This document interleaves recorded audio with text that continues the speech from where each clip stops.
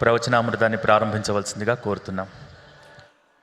శ్రీరామ జయం, శ్రీరామ జయం, శ్రీరామ జయం. శ్రీ గురుభ్యో నమః. శ్రీ మహాగణాధిపతయే నమః. మాతా పితృభ్యో నమః.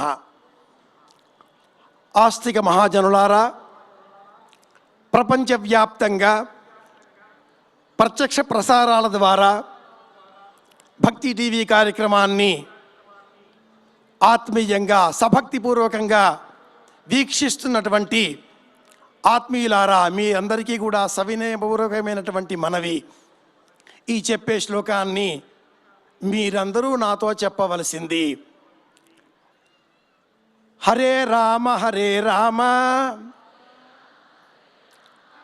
రామ రామ హరే హరే, రామ రామ హరే హరే, హరే కృష్ణ హరే కృష్ణ, హరే కృష్ణ హరే కృష్ణ, కృష్ణ కృష్ణ హరే హరే, కృష్ణ కృష్ణ హరే హరే, హరే రామ హరే రామ, హరే రామ హరే రామ, రామ రామ హరే హరే, హరే కృష్ణ హరే కృష్ణ, హరే కృష్ణ హరే కృష్ణ, కృష్ణ కృష్ణ హరే హరే. పూర్వం నారద మహర్షి లోకాలపైన అవ్యాజమైన ప్రేమతో అనేక లోకాల సంచారం చేసి మానవులు పడుతున్న ఈ బాధలన్నీ కూడా చూచి వ్యాకుల చిత్తంతో వైకుంఠానికి వెళ్ళి శ్రీమన్నారాయణమూర్తిని ప్రశ్నించగా, ఏ మహామంత్రం చెబితే ఈ లోకంలో ఉండే సమస్త ప్రాణికోటికి దుఃఖాలన్నీ తొలగిపోతాయో ఆ మహామంత్రం చెప్పగలరా అంటూ శ్రీమన్నారాయణమూర్తిని నారద మహర్షి వేడుకొనగా, ఆ దేవదేవుడు బోధించిన పరమ మంత్రం ఇందాక మీరు చెప్పిన ఈ మంత్రం హరే రామ హరే రామ. కలిసంతాపతాపనోపనిషత్తు అనే ఉపనిషత్తులో ఉన్న పరమమైన దివ్యమైన రమణీయమైన మహామంత్రం ఇది.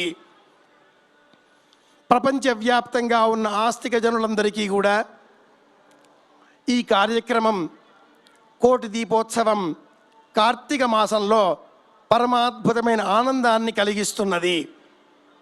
సనాతన సంప్రదాయాన్ని ప్రపంచవ్యాప్తంగా ఉన్నటువంటి వివిధ సందర్భాలలో పండుగలు, వ్రతాలు, నోములు, పూజలు, ఉత్సవాలు, బ్రహ్మోత్సవాలు ఇలాంటివన్నీ కూడా ప్రతిబింబిస్తూ ఉండగా, భారతీయ సంప్రదాయాన్ని ప్రతిబింబించేటటువంటి ఉత్సవాలలో, పండుగలలో మనకు తెలిసి ఒక ఉగాది, ఒక దీపావళి, ఒక దసరా, అలాగే ఒక ఏడుకొండలవాడి బ్రహ్మోత్సవం, వాటితో పాటుగా చైత్రమాసం రామనవమి వసంతోత్సవం, ఆశ్వీజ మాసం శరన్నవరాత్రి ఉత్సవం, ఇవి ఎంత ప్రాచుర్యం పొంది ఉన్నవో భాగ్యనగరంలో కోటాను కోట్ల మంది మీ అందరికీ కూడా ఇంత ఆత్మీయమైన కార్యక్రమం కోటి దీపోత్సవం. ఏ బ్రహ్మోత్సవానికి కూడా తరగకుండా, తగ్గు కాకుండా, తరుగు లేకుండా కోటాను కోట్ల మంది అశేష అసంఖ్యాక ప్రజానీకం మీ అందరి యొక్క ఆదరాభిమానాలతో ఒక పుష్కర కాలంగా కొనసాగుతున్న ఈ మహావ్రతం ఇలాగే కొనసాగాలి అని మనమంతా కూడా ప్రార్థిస్తూ, కార్తీక మాసంలో దీపారాధన ఎందుకు చెయ్యాలి, కార్తీక పురాణమే ఎందుకు చదవాలి, కార్తీక పురాణంలో ఏ విశేషాలు ఉన్నవి, ఈ రోజున అష్టమి కృష్ణపక్షం, కార్తీక పురాణంలో చదవవలసిన అధ్యాయం 23వ అధ్యాయం, ఆ వృత్తాంతంలో ఏమున్నది, ఇవన్నీ కూడా చూద్దాం. ఏ పురాణాన్ని చూచినా కూడా సూత పౌరాణికుడు శౌనకాది మహర్షులకు బోధించినట్లుగా పురాణం ఆరంభం అవుతుంది. అందులో భాగంగానే కార్తీక పురాణం కూడా ఇలాగే ఆరంభం అవుతుంది. శౌనకాది మహర్షులకు సూతుడు చెప్పిన పురాణ కథనం పద్మపురాణంలోనివి, స్కంద పురాణంలోనివి అయిన వృత్తాంతాల సమాహారమే ఈ కార్తీక పురాణం. ఈ పురాణ ప్రకారంగా జనకునకు వశిష్ఠుడు చెప్పగా, అలాగే పార్వతీదేవికి పరమేశ్వరుడు బోధించగా, లక్ష్మీదేవికి శ్రీమన్నారాయణమూర్తి బోధించగా, నారదుడికి బ్రహ్మదేవుడు బోధించిన వృత్తాంతమే ఈ కార్తీక పురాణం. ఆత్మీయులారా, ఒక ప్రశ్న వేసి నా ప్రవచనం ఈ సాయంత్రం వేళ చేసేటటువంటి సంగోష్ఠిని ఆరంభిస్తాను. నేను సంధించే ప్రశ్న ఏమిటి అంటే, ఆలోచన చేయండి. లక్ష్మీదేవికి విష్ణువు బోధించాడు, పార్వతీదేవికి శివుడు బోధించాడు. మరి అటువంటప్పుడు బ్రహ్మదేవుడు సరస్వతీదేవికి బోధించాలి కదా. అలా కాకుండా నారదుడికి బోధించడంలో ఉండే ఆంతర్యం ఏమిటి? అలాగే దీపారాధన చేయడం కార్యక్రమానికి ప్రారంభ సూచన. కానీ కోటి దీపోత్సవంలో పరమానంద భరితులమైన మనమంతా కూడా తదుపరి మధ్యలో దీపారాధన చేస్తాం. ఇందులో విశేషం ఏమైనా ఉందా? ఈ ఆలోచనలు చేస్తూ ఉండగా ఈ కార్తీక మాస సంబంధిత కార్తీక పురాణంలో ఉండే విశేషాంశాలనే మనం స్మరించుకుందాం. పూర్వం పురంజయుడు అనే చక్రవర్తి, కార్తీక పురాణంలో 23వ అధ్యాయంలో ఉండే వృత్తాంతం ఇది. పురంజయుడు అనే చక్రవర్తి అయోధ్య నగరాన్ని పరిపాలించేటటువంటి రామునకు పూర్వీకులలో ఒకానొకడైనటువంటి పురంజయుడు అనే చక్రవర్తి ధర్మసింహాసనాన్ని అధిష్ఠించి ప్రజారంజకంగా రాజ్యం చేస్తున్న అతిశయంతో లోన అహంకారం పెరగగా ఆలోచనలు మారిపోయి దురహంకార పూరితుడై పతనమయ్యాడు. ఏం చేస్తే ఈ దోషం పోతుంది అని తెలుసుకొనగా వశిష్ఠాది మహర్షులు బోధించిన ఆ విశేష జ్ఞానం మేరకు కార్తీక వ్రతాన్ని అనుసరించి, కార్తీక వ్రతం పాటించి ఆ పుణ్యఫలం బలం కారణంగా తిరిగి పూర్వ వైభవాన్ని పొందగలిగాడు. కనుక మనమంతా కూడా కార్తీక వ్రతం అనే వ్రతాన్ని ఆచరించాలి. ఏమిటి ఈ కార్తీక వ్రతం? న కార్తీక సమో మాస న దేవ కేశవాత్పరం న చ వేద సమం శాస్త్రం న తీర్థం గంగయా సమం. ఈ కార్తీక మాసంలోనే శ్రీమన్నారాయణమూర్తిని దామోదరుడు అని, ఈ కార్తీక మాసంలోనే పరమేశ్వరుడిని త్ర్యంబకేశ్వరుడు అని సంబోధన చేస్తూ మనం పూజలు చేస్తూ ఉంటాం. దామోదర నామం ప్రసిద్ధమే, త్ర్యంబకేశ్వర నామం ఎందుకు అంత ప్రసిద్ధం కాదు? పరమేశ్వరుడు బోళాశంకరుడు. ఎవరు తన వద్దకి వస్తారో అలా వచ్చిన వారికి వారి సంకల్పాలన్నీ కూడా తానే తెలుసుకొని మనోరథాలన్నీ పూర్తి చేసి మరుక్షణమే వెళ్ళిపోండి నాయనా, నేను కళ్ళు మూసుకుంటాను, మీ అందరి క్షేమాన్ని కోరి ధ్యానం చేస్తాను అనే మహేశ్వరుడే దేవదేవుడు పరమేశ్వరుడు.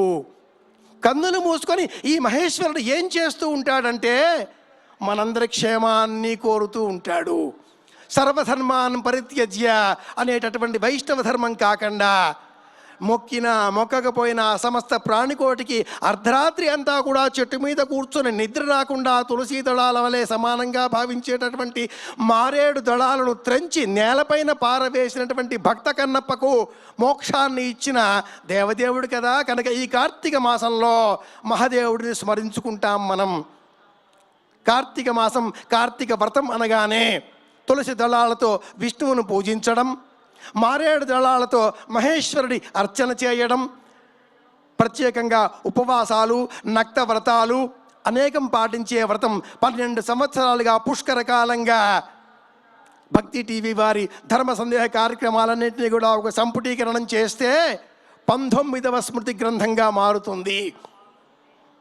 వేదాలు, బ్రాహ్మణాలు, ఉపనిషత్తులు, పురాణాలు, ఇతిహాసాలు, శాస్త్రాలు, కావ్యాలు, మీమాంసాది గ్రంథాలు, కావ్య నాటకాలంకారి సమస్త గ్రంథ సంచయమంతా కూడా చదివితే ఎంత పుణ్యం వస్తుందో అంతకంటే కూడా సులభమైన మార్గం హరహర మహాదేవ శంభో శంకర అంటే వస్తుంది. కలియుగంలో శ్రీరామ జయ రామ జయ జయ రామ అంటే వస్తుంది. జై శ్రీరామ్, జై శ్రీరామ్ అంటే నేలపైన అప్పుడే పుట్టి పవళించి నిద్రించేటటువంటి పసి శిశువు కూడా, చిన్నారి బాలబాలికలలో ఇంకా చిన్నగా ఉండేటటువంటి రోజుల పసిగుడ్డు కూడా, ఇన్ఫాంట్ అంటాం ఆంగ్లంలో, అలాంటి పసిగుడ్డు కూడా ఉలిక్కిపడి జై శ్రీరామ్ అని ప్రతిస్పందించేటటువంటి సందర్భంలో ఇన్ని వేల మంది, ఇన్ని లక్షల మంది ఒక్క పిలుపుతో కోటి దీపోత్సవంలో పాలు పంచుకునే ఈ భాగ్యవంతమైనటువంటి భాగ్యనగరానికి సంబంధించిన ఈనాటి ఈ విశేషంగా మనమంతా కాసేపట్లో అంజన్నను దర్శించుకోబోతున్నాం.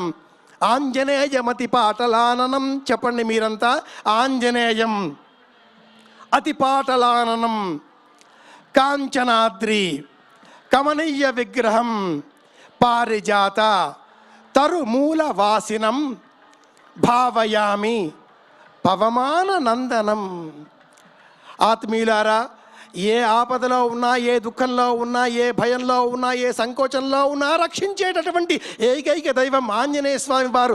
నిర్భీతిగా ఏ వ్యవహారమన్నా మనం పూర్తి చేయాలి అంటే దైవాన్ని ఇచ్చేది, దైవాన్ని కోరేది, దైవాన్ని మనం ప్రార్థించేది, నిర్భయంగా బ్రతికేటటువంటి అవకాశమే. కనుక చిన్నారి బాలబాలికలు ఎవరన్నా భయపడితే ఏం భయం లేదు, ఆంజనేయుడున్నాడు, స్మరించవలసింది జై హనుమాన్ అంటే బయటికి వెళితే ఏదైనా సాధించుకోవచ్చు. మన పిల్లలకి చెబుతూ ఉంటాం, బుద్ధిర్బలం యశోధైర్యం నిర్భయత్వం అరోగదా అజాడ్యం వాక్పటుత్వంచ హనుమత్స్మరణాత్ లభేత్. అలాంటి ఆంజనేయ స్వామి వారి సేవ కాసేపట్లో మనమంతా ఇక్కడ ఈ వేదిక మీద కోటి తమలపాకులతో ఆ స్వామి వారిని అర్చించుకోబోతున్నాం. ఆత్మీయులారా, మీ గృహాలలో శుభకార్యాలు కావాలి, మీ ఇంట్లో తమలపాకుల తీగ పెంచండి. ఏ శుభకార్యం చేసినా తమలపాకులు ఒక్క చేతికిస్తే తాంబూలం ఇచ్చినంత సందర్భంగా చెబుతూ ఉంటాం. ఇంట్లో తమలపాకుల తీగ ఉంటే ఆ ఇంట్లో సమస్త శుభాలు కలుగుతాయి. మరొక వైపున అంగరంగ వైభవంగా శ్రీరామచంద్రమూర్తిని అయోధ్యలో వేంచేపు చేసి ఉన్నటువంటి ఆ బాలరాముడిని ఇక్కడికి ఆహ్వానించి ఈ వేదిక మీద అభిషేక సేవ నిర్వహిస్తే మనమంతా ఆనందంగా దర్శనం చేసుకోబోతున్నాం. మీరంతా నాతో పాటు చెప్పండి, శ్రీరామ జయ రామ జయ జయ రామ, శ్రీరామ జయ రామ జయ జయ రామ, శ్రీరామ జయ రామ జయ జయ రామ. ఆత్మీయులారా, ఇలాంటి ప్రవచనాలు, ప్రసంగ పాఠాలు దీర్ఘంగా ఉంటాయి, అలాగే కొనసాగుతూనే ఉంటాయి. కాబట్టి ఈ చివరిలో మనం వెలిగించేటటువంటి, మధ్యలో వెలిగించేటటువంటి దీపం జ్ఞాన దీపం, వేదాంత దీపం, భక్తి దీపం, ధర్మ దీపం, దర్శన దీపం. అలాంటి దీపాన్ని వెలిగిస్తే మీరు వెలిగించేటటువంటి ఒక్క దీపకాంతి కోట్ల కోట్ల దీపాల కాంతులతో సమానంగా ప్రకాశమానమవుతుంది, ఆకాశంలో విరాజిల్లుతుంది అనే సంకల్పంతో ఇలాంటి కార్యక్రమాలు ఇలాగే రజతోత్సవ, స్వర్ణోత్సవ, వజ్రోత్సవాల కాలం పాటు కొనసాగాలి అని ఆకాంక్షిస్తూ మీ అందరికీ మరొక మారు శుభాకాంక్షలతో, మరీ ముఖ్యంగా నరేంద్ర చౌదరి రమాదేవి దంపతులకు, వారి కుటుంబానికి, వారు అంటే మీరే, రచన కుటుంబానికి సమస్త సౌభాగ్యాలు కలగాలి, మీరంతా కూడా భక్తి కుటుంబ సభ్యులే అనేటటువంటి సందేశంతో భక్తి కుటుంబ సభ్యులైన మీ అందరికీ, మనందరికీ ఆంజనేయ స్వామి అలాగే ఆ రామచంద్రమూర్తి సకల శుభాలు అందించుగాక అని కోరుకుంటూ స్వస్తి, శుభమస్తు. మీరందరూ చెప్పండి, శ్రీరామ జయం, శ్రీరామ జయం, శ్రీరామ జయం, శ్రీరామ జయం, శ్రీరామ జయం, శ్రీరామ జయం. శుభమస్తు. శుభమస్తు. ఈనాటి కార్యక్రమంలో ప్రవచనామృతాన్ని అందించినటువంటి ప్రముఖ ఆధ్యాత్మికవేత్త డాక్టర్ కాకునూరి సూర్యనారాయణమూర్తి గారికి మీ అందరి కరతాళ ధ్వనుల మధ్య ధన్యవాదాలు తెలియజేసుకుంటున్నాం.